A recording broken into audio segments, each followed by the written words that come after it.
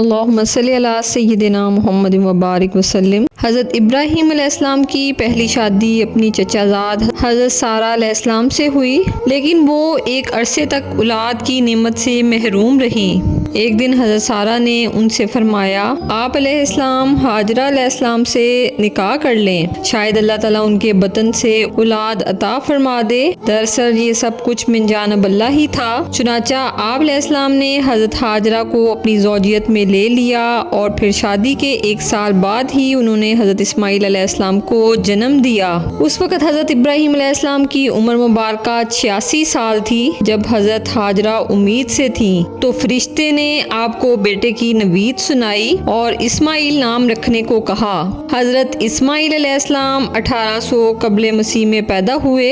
حضرت ابراہیم دعاؤں، آرزوؤں اور تمناؤں کے بعد پیران سالی میں پہلے فرزند کی پیدائش پر خوشیوں کا بھرپور اظہار بھی نہ کر پائے تھے کہ انہیں ایک اور آزمائش سے گزرنا پڑا۔ وہ بحکم الہی نومولود لخت جگر اور فرما بردار بیوی کو ملک شام سے ہزاروں میل دور ایک ایسی وادی میں چھوڑ آئے کہ جہاں میلوں تک پانی نہ تھا، نہ چرند نہ پرند اور نہ آدم تھا اور نہ آدم زاد۔ وادی فران کے سنگلا کالے پہاڑوں کے درمیان تپتے صحرا کے ایک بوڑھے درخت کے نیچے اللہ کی ایک نیک اور برگزیدہ بندی اپنے نومولود معصوم بیٹے کے ساتھ چند روز سے قیام پذیر ہیں۔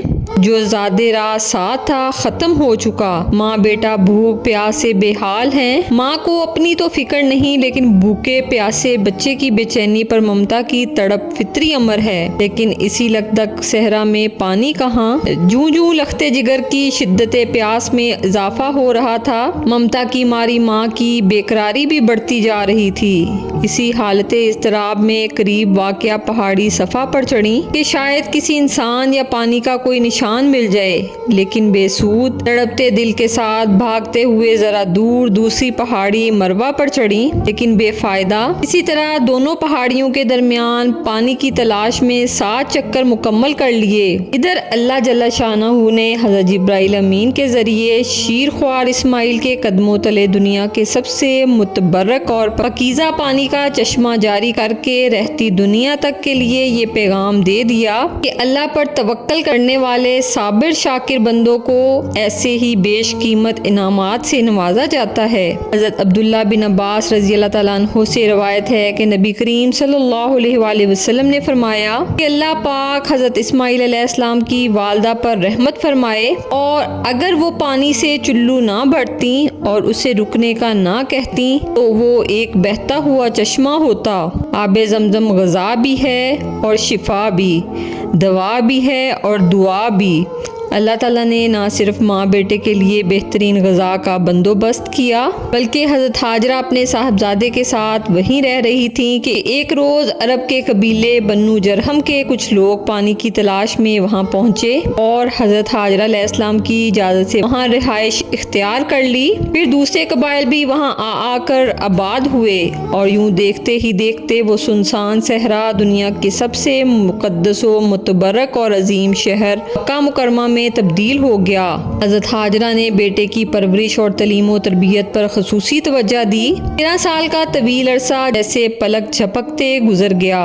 حضرت اسماعیل علیہ السلام مکے کی مقدس فضاؤں میں آب زمزم پی کر اور صبر و شکر کی پے کر عظیم ماں کی آغوش میں تربیت پروان چڑھتے ہوئے بہترین صلاحیتوں کے مالک خوبصورت نوجوان کا روپ دھار چکے تھے۔ ایک دن حضرت ابراہیم علیہ السلام تشریف لائے اور فرمایا، بیٹے میں خواب میں دیکھتا ہوں گویا تمہیں ذبح کر رہا ہوں، تم سوچو کہ تمہارا کیا خیال ہے؟ فرما بردار بیٹے نے سر تسلیم خم کرتے ہوئے فرمایا، ابا جان، آپ علیہ السلام کو جو حکم ہوا ہے آپ وہی کیجئے، اللہ نے چاہا تو آپ مجھے صابرین میں پائیں گے۔ حضرت اسماعیل علیہ السلام کا یہ سعادت مندانہ جواب دنیا بھر کے بیٹوں کے لیے آداب فرزندی کی ایک شان ہے۔